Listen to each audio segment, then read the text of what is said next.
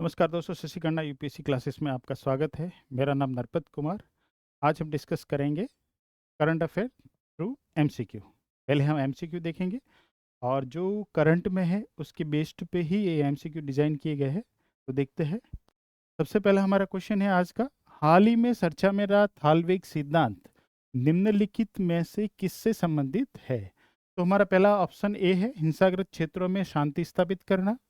B option है जैव विविधता से संबंधित है ये। डी ऑप्शन कहता है कि ये जल निकाय से संबंधित है। या डी ऑप्शन कहता है कि पर्वतीय सीमा विवाद से संबंधित है।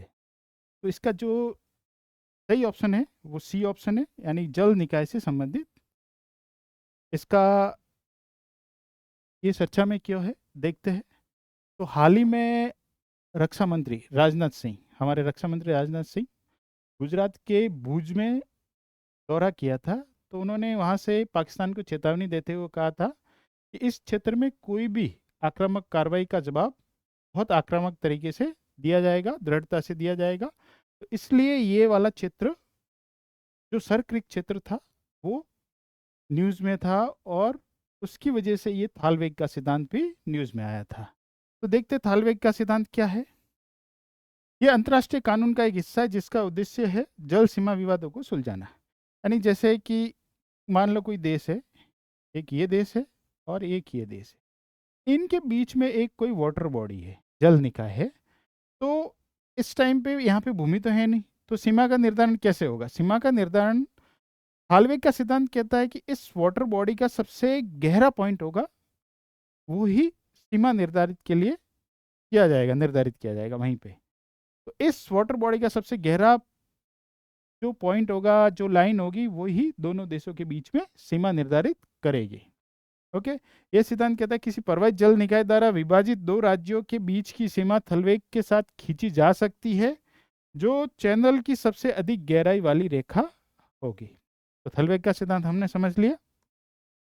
अब थोड़ा सर क्रिक के बारे में जान लेते हैं। इसके बारे में आपको लोकेशन भी पूछ सकता है। तो देखो, ये है प्यारा भारत और ये है गुजरात राज्य, और गुजरात राज्य का ये पार्ट है कच्छ, और कच्छ और ये है पाकिस्तान का सिंध प्रांत। इनके बीच में जो ये वाला एरिया है इसको ही सर क्रीक बोला गया है। एक्चुअली में दलदली भूमि टाइप का क्षेत्र है, जहाँ पे हाई टाइड होता है तो इसमें बहुत पानी भर जाता है, लेकिन सामान्यतः ये दलदली भूमि है। तो इस यही विवाद का क्षेत्र है। पाकिस्तान मानता है कि जो सीमा रेखा है वो भारत की तरफ होनी चाहिए, जो भारत वाला जो किनारा है वहाँ पे सीमा रेखा होनी चाहिए। जबकि भारत मानता है कि थलवेग के सिद्धांत के अनुसार ये दोनों देशों के जो जल निकाय है उसके बीच में होनी चाहिए। तो यही विवाद है। ये जो कच्छ के रण की दलदली भूमि में 96 किलोमीटर लंबा ज्वारीय जलमार्ग है, जो भारत के कच्छ क्षेत्र और पाकिस्तान के सिंध क्षेत्र को अलग करता है। सीमा बनाता है, अरब सागर में खुलता है। ऐतिहासिक रूप से इसे बाण गंगा के नाम से भी जाना जाता है। इसका पहले नाम बाण गंगा था, लेकिन बाद में जो ब्रिटिश अधिकारी थे सर क्रिक, उनके नाम से इसका नाम क्या कर दिया, सर क्रिक क्षेत्र कर दिया। आगे देखिए सर क्रिक विवाद है क्या। तो यही सर क्रिक विवाद है जो सीमा विवाद से रिलेटेड है। यानी कि मेन इसका जो है व्याख्याओं पे केंद्रित है इसका विवाद।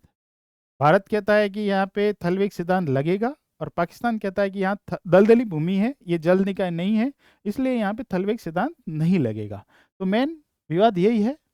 पाकिस्तान 1914 के एक प्रस्ताव के तहत पूरे सर क्रिक पर अपना दावा करता है। भारत ने थालवेग सिद्धांत का इस्तेमाल किया गया था, जिसके अनुसार दोनों के बीच की रेखा, यानी जल निकाय के बीच वाली रेखा ही क्या है, इसकी सीमा निर्धारित करती है। ओके। पाकिस्तान का तर्क है कि थलवेग सिद्धांत सिर्फ नदियों पर लागू होता है, दलदली भूमि पर लागू नहीं होता है। अच्छा, सर क्रिक का महत्व क्या है? सर क्रिक पर नियंत्रण, आपको पता है समुद्री सुरक्षा आज की टाइम पे बहुत इंपॉर्टेंट है। तो अगर सर क्रिक पे नियंत्रण होता है तो समुद्री सुरक्षा सुनिश्चित होगी वहाँ से, बहुत सेंसिटिव एरिया है। दूसरा है निगरानी हो सकेगी वहाँ से, सीमाओं की निगरानी, रक्षा तैयारियों का प्रभावित करेगा बिल्कुल। इसका आर्थिक महत्व देखें तो ये एशिया का सबसे बड़ा मछली पकड़ने के लिए मैदानों में से एक है। मत्स्य क्षेत्र है सबसे बड़ा एशिया में, मतलब एशिया के सबसे बड़े क्षेत्रों में गिना जाता है। समुद्र तल से संभावित दलदली भूमि है, तो आपको भी पता है कि यहाँ पे तेल और गैस के भंडार हो सकते हैं। पारिस्थितिकी महत्व, यहाँ पे प्रवासी पक्षी, फ्लेमिंगो वगैरह का आना जाना रहता है, तो जैव विविधता के लिए भी ये बहुत समृद्ध क्षेत्र है। नेक्स्ट क्वेश्चन पे जाते हैं। डीएक्सएम, डीएक्सएम यानी डेक्स्ट्रोमेथोर्फन। डीएक्सएम के संबंध में निम्नलिखित कथनों पर विचार कीजिए। एक एक कथन अपन पढ़ते हैं। इसे एक कफ निवारक औषधि के रूप में वर्गीकृत किया गया है, जिसका उपयोग मुख्य रूप से मस्तिष्क के कफ केंद्र पर कार्य करके खांसी को दबाने के लिए किया जाता है। दूसरा दूसरा कथन है, इसे भारत में औषधि एवं प्रसाधन सामग्री अधिनियम 1940 के तहत उपयोग के लिए अनुमोदित किया गया है। तीसरा है, स्वास्थ्य एवं परिवार कल्याण मंत्रालय द्वारा 5 वर्ष से कम आयु के बच्चों के लिए इसके उपयोग की अनुशंसा की गई है। तो एक्चुअली में हुआ क्या है, अभी तेलंगाना हुआ, मध्य प्रदेश हुआ या राजस्थान में इस दवाई के उपयोग को लेके बहुत सारी शिकायतें भी आई है, बहुत बच्चों की जान भी गई है। तो राजस्थान सरकार ने क्या किया, इस दवा के उपयोग पर बैन लगाया था। तो इसलिए ये दवा न्यूज़ में थी। तो जो पहला वाला जो कथन है वो सही है, दूसरा वाला कथन भी सही है, इसके उपयोग की अनुमति दी गई है। और तीसरा कथन है वो गलत है। अभी भी स्वास्थ्य एवं परिवार कल्याण मंत्रालय ने इसके उपयोग पर रोक लगाई गई है।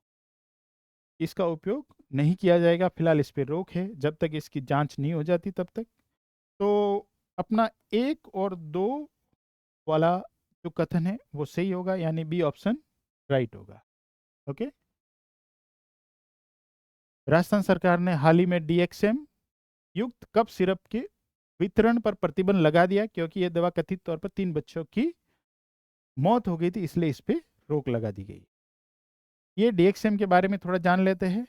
यह एक व्यापक रूप से प्रयुक्त होने वाली खांसी निवारक दवा है, जो मस्तिष्क के खांसी केंद्र पर कार्य करके काम करती है, और इसको जो औषधि एवं प्रसाधन सामग्री अधिनियम 1940 है उसके तहत उपयोग की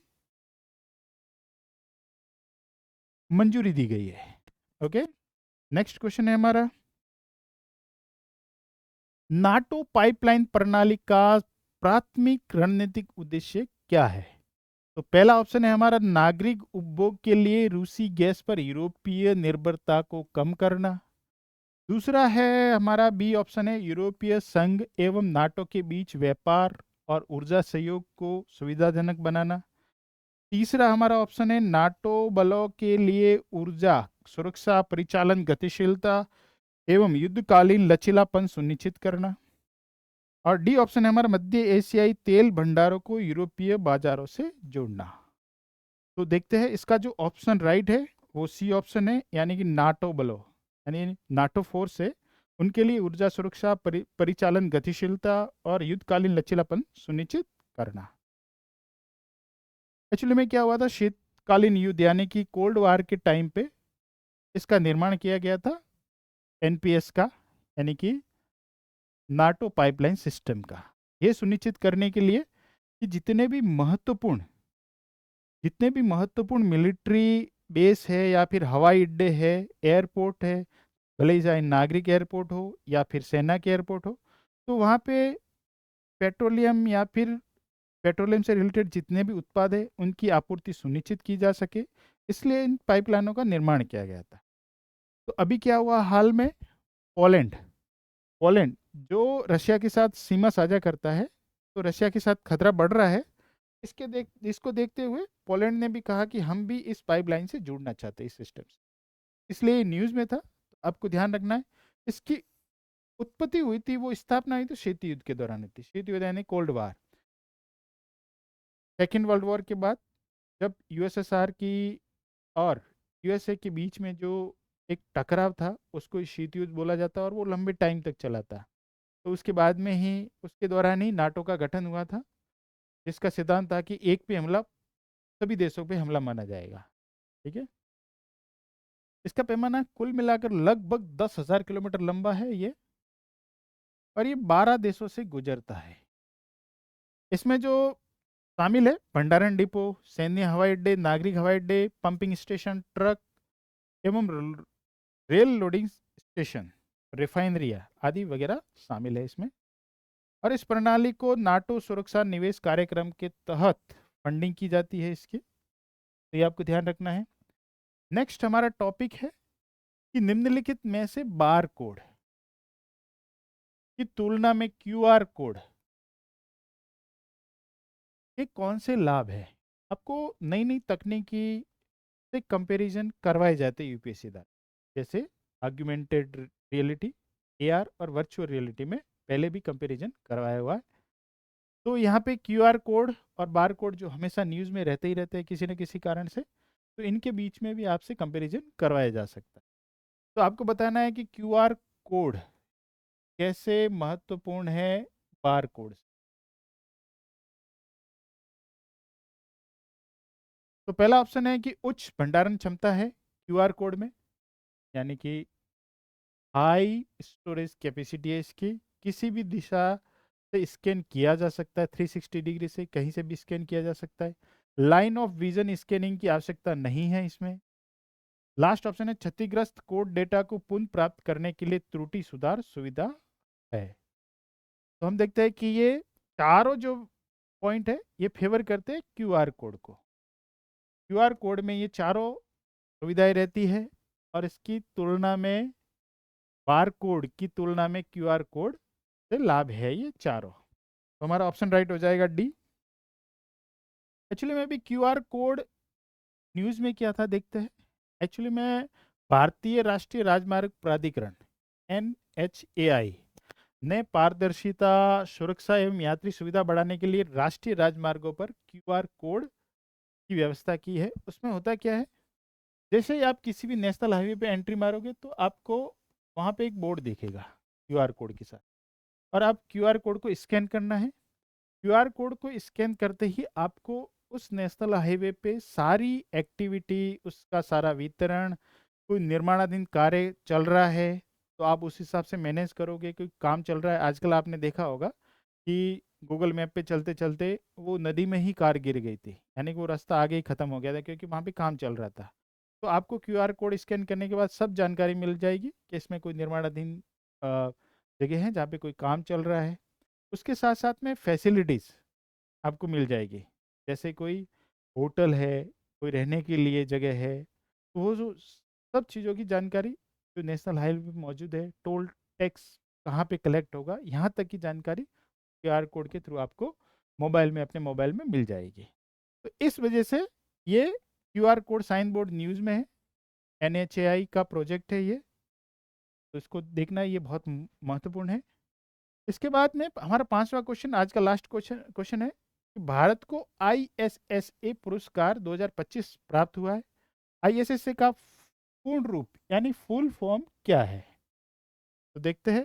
अंतर्राष्ट्रीय सामाजिक सुरक्षा संघ, international social security association. B option है हमारा अंतर्राष्ट्रीय सामरिक अध्ययन संघ, यानी international strategic studies association. D option है भारतीय सामाजिक सुरक्षा प्राधिकरण, इंडियन सोशल सिक्योरिटी अथॉरिटी। या डी ऑप्शन है अंतर्राष्ट्रीय सुरक्षा एवं सुरक्षा गठबंधन, यानी कि international safety and security alliance. तो इसमें से हमारा राइट ऑप्शन है ए वाला, अंतर्राष्ट्रीय सामाजिक सुरक्षा संघ। देखते हैं ये न्यूज़ में क्यों था। एक्चुअली में मलेशिया की राजधानी कोलालमपुर में विश्व सामाजिक सुरक्षा फोरम में सामाजिक सुरक्षा में उत्कृष्ट उपलब्धियों के लिए अंतर्राष्ट्रीय सामाजिक सुरक्षा संघ ISSA का पुरस्कार प्राप्त हुआ भारत को। भारत ने सामाजिक सुरक्षा में अच्छा काम किया है, इसलिए विश्व लेवल पे, वर्ल्ड लेवल पे भारत को रिकॉग्नाइज किया गया है कि आपने अच्छा काम किया सामाजिक सुरक्षा के क्षेत्र में। भारत ने सामाजिक क्षेत्र में अच्छा काम किया है, तो कुछ डेटा है, जैसे पुरस्कार भारत की सामाजिक सुरक्षा कवरेज में प्रगति को मान्यता देता है वर्ल्ड लेवल पे। 2015 में सामाजिक सुरक्षा का दायरा कितना था, 19%, और 2025 में ये बढ़ के कितना हो गया, 64.3 हो गया है।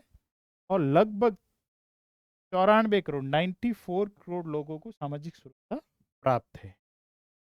इसमें बताया गया है कि ई श्रम पोर्टल है, राष्ट्रीय कैरियर सेवा पोर्टल जैसे नए नए इनिशिएटिव है, जो बुनियादी डिजिटल बुनियादी ढांचे हैं, उससे लगभग 31 करोड़ अनौपचारिक श्रमिकों को पेंशन है, स्वास्थ्य संबंधित है, बीमा है, रोजगार से संबंधित एक्सेस पॉसिबल हुआ है उनको। तो इसलिए भारत को यह अवार्ड दिया गया था। अब ये जो बॉडी है ISSA यानी कि अंतर्राष्ट्रीय सामाजिक सुरक्षा संघ, इसके बारे में थोड़ा जान लेते हैं, क्योंकि यूपीएससी कभी कभी इन बॉडीज के बारे में पूछ लेता है। तो इसकी स्थापना 1927 में अंतर्राष्ट्रीय श्रम संगठन के तत्वाधान में की गई थी। इसका जो मुख्य उद्देश्य क्या है? अनुसंधान करना, R&D करना, ज्ञान साझाकरण करना, नीति नवाचार के माध्यम से दुनिया भर में सामाजिक सुरक्षा प्रशासन में उत्कृष्टता को बढ़ावा देना है। यानी कि इसका काम है रिसर्च करना, सभी देशों को सहयोग करना कि मैक्सिमम से मैक्सिमम अपने नागरिकों को सामाजिक सुरक्षा प्रदान करे और उनकी फैसिलिटी दे, उन पर रिसर्च करना, क्या कमियां हैं उनको सुधारे। सामाजिक बीमा एजेंसियां, जो श्रमिक संगठन है, उनका प्रतिनिधित्व करते हैं। लगभग 160 देशों की 320 से अधिक संस्थान शामिल है। इसमें सिर्फ सरकारें ही शामिल नहीं होती है, इसमें संस्थान जो वहाँ काम करने वाले इंस्टीट्यूशन हैं वो भी इसमें शामिल होते हैं। कार्य इसका वैश्विक मंचों का आयोजन करना, सुशासन के लिए, गुड गवर्नेंस के लिए ISSA के दिशा निर्देश गाइडलाइन जारी करना वगैरह ये करता है। तो आज हमारे 5 टॉपिक यहाँ तक ही थे। धन्यवाद।